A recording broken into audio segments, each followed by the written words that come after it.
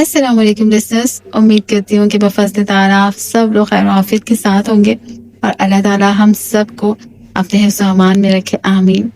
तो जनाब, बात करते हैं गर्मी की।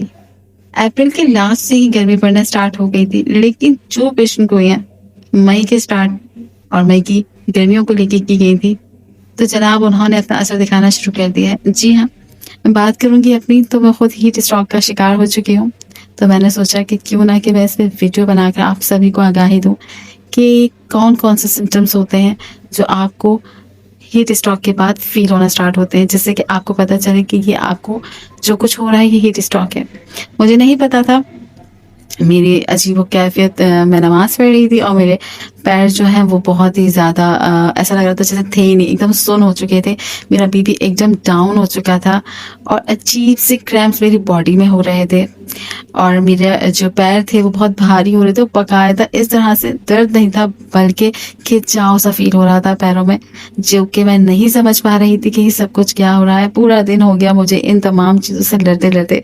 कभी केएलसी पी रही थी, तो कभी कुछ और बहुत सारी रेमेडीज़ यूज़ करी। एट द एंड जब कुछ अफ़ाका ना हुआ, तो मेरी एक फ्रेंड है, उन्होंने मुझे बताया कि तुम ओआरएस पियो, मुझे लग रहा है तुम्हें डिहाइड्रेशन हुई है।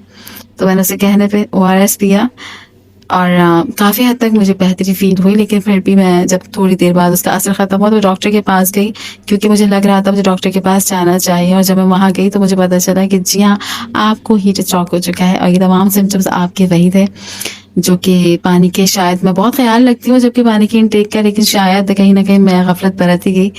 तो मैं आप सबको बताना चाहती हूँ कि प्लीज़, प्लीज़, प्लीज़ अपना बहुत ज़्यादा ख़्याल रखें। आप घर से बाहर नहीं निकल रहे, तब भी आपको हीट स्ट्रोक हो सकता है, क्योंकि ये सिर्फ़ धूप का असर नहीं है। ऐसा नहीं कि अगर आपकी बॉडी को धूप टच करेगी तो ही आपको हीट स्ट्रोक होगा, ये बात है गरमाई की। आपकी बॉडी गर्म होगी, आपको हीट स्ट्रोक हो सकता है। और आपको पानी का इंटेक बहुत ज़्यादा रखना है। अगर आपके जिस्म में पानी की कमी है तो ये आपको मुतासिर कर सकता है। अल्लाह ताला सबको अपने हिफ्ज़-ओ-अमान में रखें। आपके पेट में, आपकी बॉडी में क्रैम्प्स हो सकते हैं, आपके पैरों में खिंचाव हो सकता है, आपके सर में दर्द हो सकता है, आपकी बॉडी एकदम गर्म होना स्टार्ट हो जाएगी, आपका बीपी एकदम डाउन होना स्टार्ट हो जाएगा। आप चाहे कुछ भी खा लो, आपका आपका बीपी सेट नहीं हो पाता। तो इन सब के लिए जब मैं डॉक्टर के पास गई, उन्होंने मुझे मेडिसिन्स दी और ओआरएस का ख़ास तौर से उन्होंने मुझे कहा है कि आप ओआरएस लाज़मी दिन में पिएँ, पानी का बहुत ज़्यादा इंटेक रखें, मशरूबात का इस्तेमाल रखें, लेकिन काइंडली मशरूबात ऐसे ना हो जिनमें बहुत ज़्यादा शुगर यूज़ की हुई हो। अगर आप लस्सी का इस्तेमाल करते हैं तो बहुत अच्छी बात है, लेकिन लस्सी भी वो नहीं जिसमें शुगर बहुत ज़्यादा यूज़ होती है, बल्कि खट्टी लस्सी का इस्तेमाल करें। बाकी के मशरूबात लें, ओआरएस लें, केएलसी ले सकते हैं। तो इन तमाम चीज़ों को अपनाते हुए अपना बहुत ज़्यादा ख़्याल रखें और कभी भी अगर आपको ऐसा फ़ील हो रहा है कि आपकी बॉडी बहुत ज़्यादा गर्म हो चुकी है, बाकायदा आप फ़ील कर रहे हो हिद्दत, तो फ़ौरन आप शॉवर लो। आप अपने आप को बिल्कुल ऐसे मत छोड़ना कि ये खुद ही सही हो जाएगा, नहीं, आपको शॉवर लेना है। आप बार-बार पानी पिएँ, प्लीज़ पानी बार-बार पिएँ। आपको प्यास लगने का इंतज़ार नहीं करना है, बल्कि आपको बार-बार पानी पीना है और अपनी ग़िज़ा को लाइट रखना है। आपको मुरक्खन ग़िज़ाएँ नहीं खानी है।